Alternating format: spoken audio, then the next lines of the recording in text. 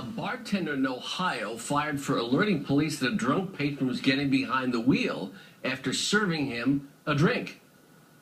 I called the police and said, we have a very drunk person leaving the bar. He is going to kill someone or himself. I stand by what I did, and I will do it again.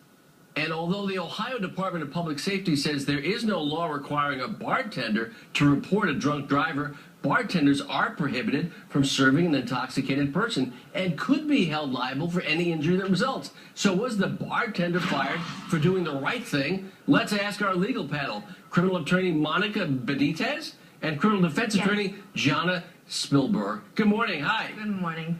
Jana, what do you say?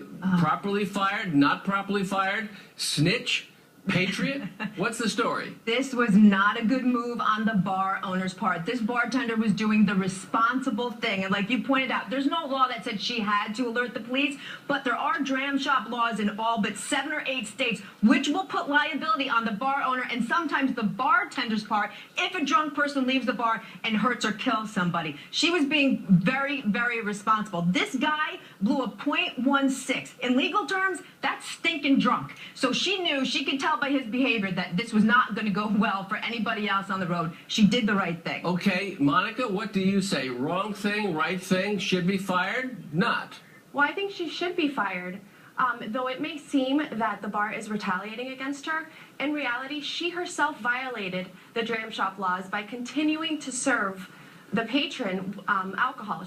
When she came into the bar, she said that he was already visibly intoxicated. I think the word she used was he was hammered. The dram shop laws state that a person who visibly appears to be intoxicated or is a minor in an establishment may not serve them alcohol. And that is what she did. So I think that the bar let me ask all the John right. to respond to that. The fact is that she was not fired for violating the dram shop law. Right. She was fired for another reason, wasn't she, Jana? Yeah, she was fired for actually alerting the police, and she herself said that she tried to slow him down. She wasn't the one who got him to the .16, so to speak. She kind of came in on the tail end of this, or he came into her bar on the tail end of this. She got fired because she alerted the police, and here's something that most people don't realize.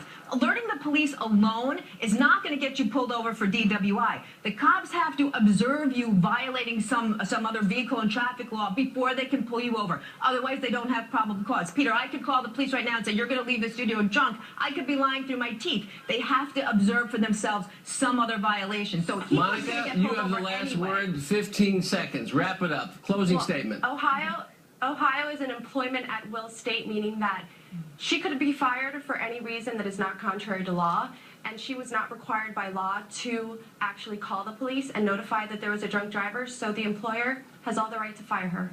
Monica and Jana, superb lawyers and superb communicators. Let's come back again and do it again. Good to see you both. Good morning. Thanks, Peter.